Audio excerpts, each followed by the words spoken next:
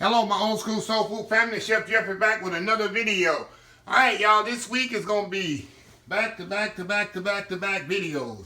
If y'all been reading my posts and stuff like that, I'm celebrating this week 4 years on social media.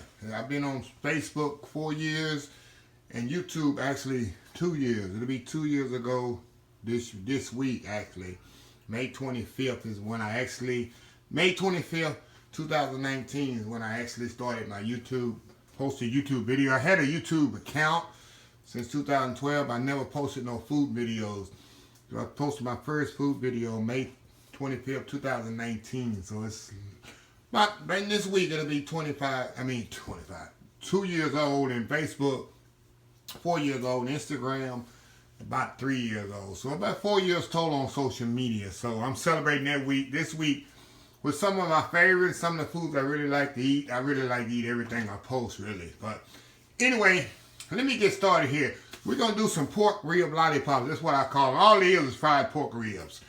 And I have specifically cut a certain way, and I'm going to explain to you why. So let's get into the video here, y'all. Okay, I got some pork ribs here. And you see how I got them cut? All it is like a baby back rib, but I got them cut a specific way.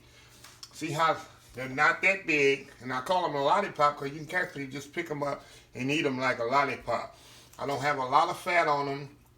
The fat and meat distribution is pretty much even. That way, the meat will cook tender, fried like a pork chop, and they'll be tender and juicy. So that you can get them in the store. I mean, I go to a specific store and they have them like this. Sometimes they label the Asian pork ribs. Or they cut rib chops.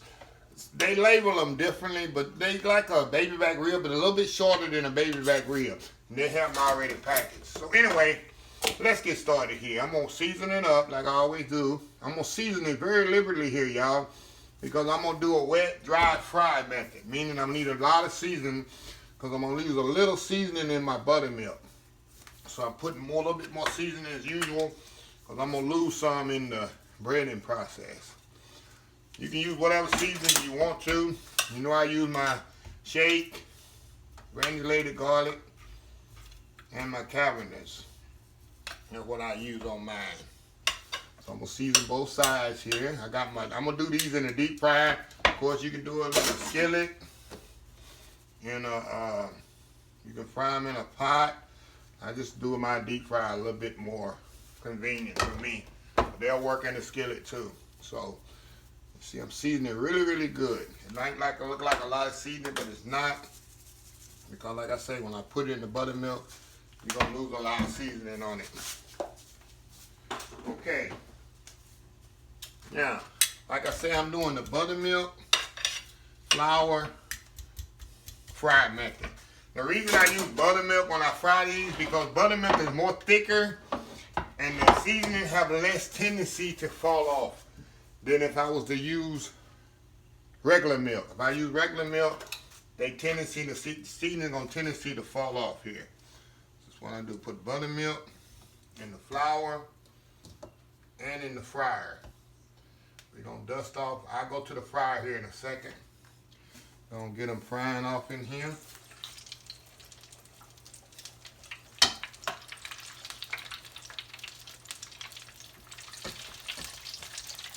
And I got, I'm doing a 4-to-1 method on the flour to cornstarch. I got 4 parts flour to 1 part cornstarch, y'all. Meaning, if you got a cup of flour, you use a 1/4 cup of cornstarch. That's going to make them a little bit crispier. What I like. I think I'll get 4 ribs in my fryer here, y'all. I'm going to go to my fryer in just a second. Let me get the other ones here going. Of course, you don't want to overload your fryer. You know that. If you do, you'll be boiling them instead of frying them. 1 more in there. And that's it. Let me move y'all over here. Bring my hand here a little.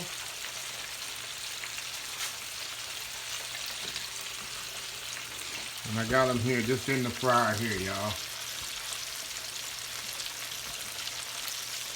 Yeah. So I'm gonna continuously fry. I'm gonna get these other ones breaded up, and I'll come back here in about. It takes about 6-7 minutes to get them fried, and we'll come back, y'all, when they finish frying, and we'll show you the second batch. We'll be right back. Okay, y'all, we back here. Okay, y'all, I'm back from the frying. I kind of short this video down because I'm doing 2 or 3 things at one time. I had a neighbor requesting me to do a sweet potato pie, so I was doing 2 or 3 things at one time. I think the sweet potato pie turned out pretty good. Look at that. Sweet potato pie. That ain't included in the video, y'all, but y'all seen my recipe for sweet potato pie. I did it so many times, but I had an elderly neighbor. She wanted sweet potato pie this week, so I told her I'd knock her one out, so it took no time. I was trying to do that and that and the ribs at the same time. But the ribs are ready. Like I say, I deep fried them in the deep fryer. They didn't take no longer than 6 minutes. The reason is, like I was telling y'all, depends on how much meat is on the rib and how much fat content, it will dictate how long you fry them. Like I said, they didn't take but 6 minutes to fry these. And I'm going to cut one up here. I'm going to keep it classy, y'all. I'm not going to use my hands and pick it up like what I would do if y'all wasn't watching me. And I got a little sauce here. I like my, I use like a tangy barbecue sauce that I actually buy. But let me show you how juicy these are. See how juicy these are? Let me show you. Up to the camera. See that? Nice and juicy, tender, perfectly cooked. Let me dip it in my little sauce here. Oh wow. These things are so good.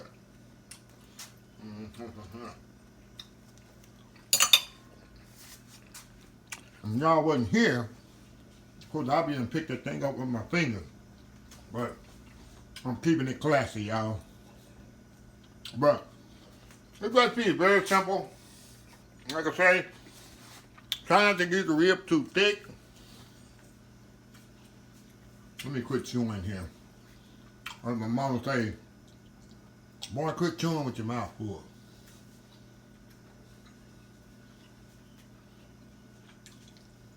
Okay. Alright.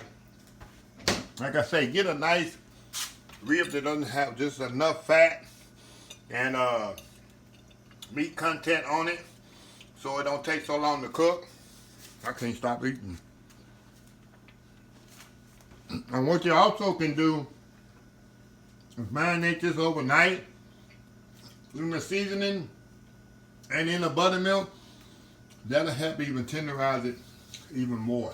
So anyway, this is the first of 7 consecutive days of celebrating my cooking videos. 4 years on YouTube, y'all. Now 4 years on social media. 2 years YouTube, 4 years Facebook, 3 years Instagram. Twitter, I really don't know. It's between 2 and 3 years. But yeah, so I'm just throwing out some of my meals that I cook on a regular basis. So anyway, later on this week, I'm going to put a link this coming Friday. If you watch this video this week, I'll be doing a radio interview on a radio station this week, Friday. It'll be Friday, May 28th at 5:30 p.m. Central Time. And I'm going to, next video I do, I'm going to put up the information. Also, I'll be posting it on my YouTube channel and my Facebook page. So anyway, enough rambling on.